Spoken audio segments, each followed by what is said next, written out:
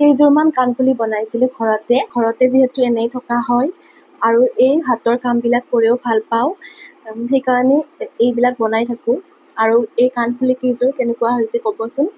এনেইতো ক্লেদি বা ফেব্ৰিকৰ সহায়ত কাণফুলি বনাই থাকোঁৱেই মাজে মাজে, কিন্তু এনেকৈ বিটছৰ সহায়ত এইবাৰ প্ৰথমবাৰ বনাইছোঁ।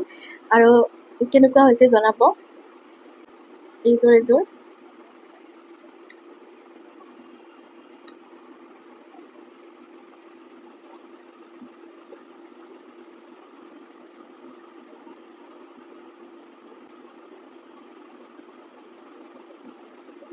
যদি ভাল লাগে তেতিয়াহ'লে অৰ্ডাৰ কৰিব পাৰে। মই কণ্টেক্ট নাম্বাৰটো দি দিম। আৰু এইযোৰ অলপমান ডাঙৰকৈ বনাইছোঁ।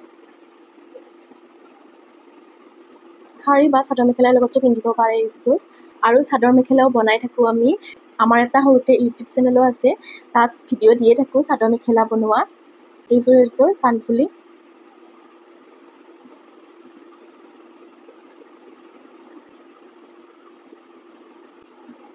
এইযোৰ অলপমান সৰুকৈ বনাইছোঁ, সকলোৱে পিন্ধিব পাৰিব।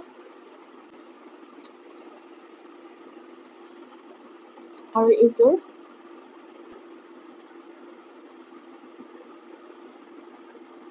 আৰু আমি কেকো বনাওঁ, কেকৰ ভিডিঅ' বা ফটো ফেচবুকত দিয়েই থাকোঁ আৰু কণ্টেক্ট নাম্বাৰটো দিয়া থাকে। যদি ভাল লাগে তেতিয়াহ'লে আমাক অৰ্ডাৰ কৰিব পাৰে। আৰু যদি নলবাৰী হয় তেতিয়াহ'লে আমাক কণ্টেক্ট কৰিব, আমি কেকৰ অৰ্ডাৰটো লৈ ল'ম।